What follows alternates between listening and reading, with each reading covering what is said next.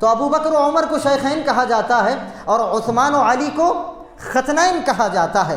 علی بن ابی طالب کرم اللہ تعالی وجہ الکریم ارشاد فرماتے ہیں کہ ایک مرتبہ میں سرکار کے ساتھ ہمراہ تھا تو حضرت ابو بکر صدیق اور عمر بن خطاب رضی اللہ عنہما یعنی شیخین بھی اچانک آتے نظر آئے، سامنے سے آتے نظر آئے، تو نبی کریم علیہ الصلاۃ والسلام نے ان کے بارے میں علی بن ابی طالب کو فرمایا کہ ھذانی سیدا کہول اہل الجنہ من الاولین والآخرین الا النبیین والمرسلین لا تخبرہما یا علی۔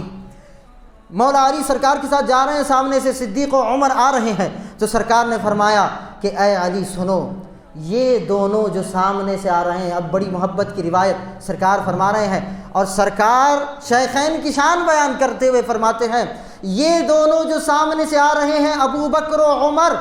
یہ دونوں رسولوں اور نبیوں کے سوا تمام اگلوں اور پچھلوں کی ادھیڑ عمر والوں کے جنتیوں کے سردار ہیں۔ سبحان اللہ سبحان اللہ، ادھیڑ عمر والوں کی جو جنتی ہوں گے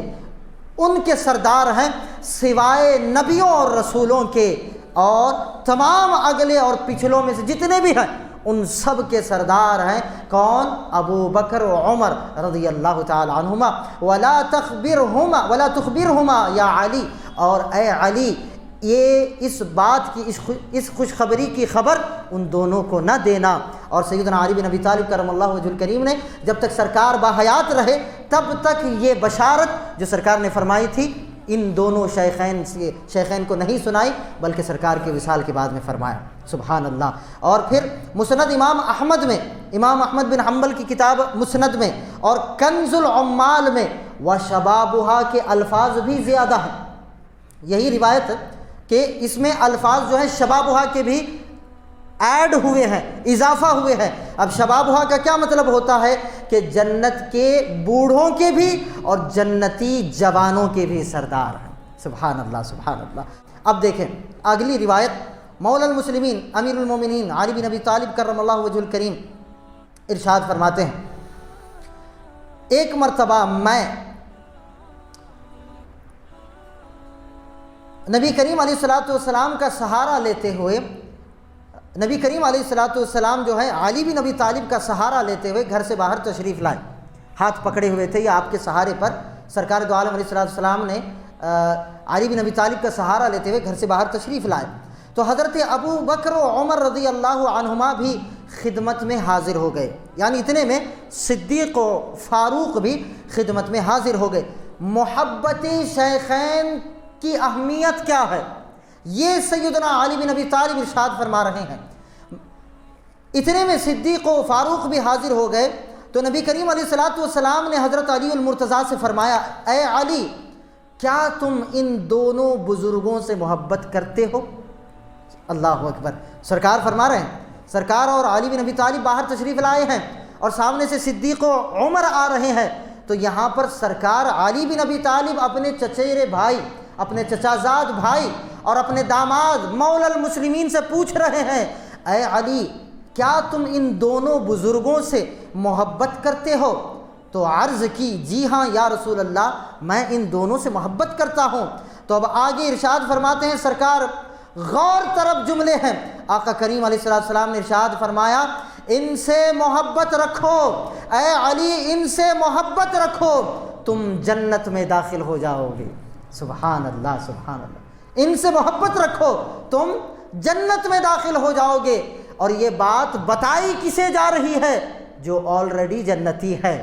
بلکہ جنتی نوجوانوں کے سردار کے والد ہیں، جو سردار ہیں جنتی نوجوانوں کے جو سردار ہیں وہ حضرت سیدنا امام حسن مجتبیٰ ہے اور حسین مرتضیٰ ہیں، ان کے بابا جان مولا المسلمین امیر المومنین سیدنا علی بن ابی طالب کرم اللہ وجہ الکریم کی ذات گرامی ہے، جو کہ عشرہ مبشرہ میں جن کا شمار ہوتا ہے، خلفائے راشدین میں بھی ان کا شمار ہوتا ہے، پنجتن پاک اور اہل بیت میں بھی جن کا شمار ہوتا ہے۔ ارے وہ دسوں جن کو جنت کا مژدہ اللہ کے رسول نے جیتے جی سنا دیا تھا، ان میں بھی مولا علی بن ابی طالب کا شمار ہوتا ہے، لیکن جو آلریڈی جنتی ہیں انہیں سرکار بتا رہے ہیں ان دو بزرگوں سے محبت رکھو تم جنت میں داخل ہو جاؤ۔ اللہ اکبر اللہ اکبر، کہ امیر المومنین کو جب آقا کریم علیہ الصلوۃ والسلام شیخین کی محبت رکھنے کا حکم دے رہے ہیں تاکہ تم جنت میں داخل ہو جاؤ، تو قیامت تک پیدا ہونے والے ہر ایک فرد پر لازم ہے کہ وہ ان شیخین سے بالخصوص سیدنا صدیق اکبر فاروق اعظم سے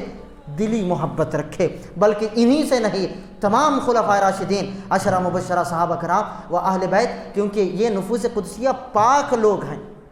ہے یا نہیں؟ یہ جو لوگ گزرے ہیں یہ ہمارے جیسے کوتاہ نہیں تھے، نعوذ باللہ نعوذ باللہ، ہم گناہ کا تصور نہیں کر سکتے، بلکہ حالانکہ ہمارا عقیدہ اور نظریہ یہ نہیں ہے کہ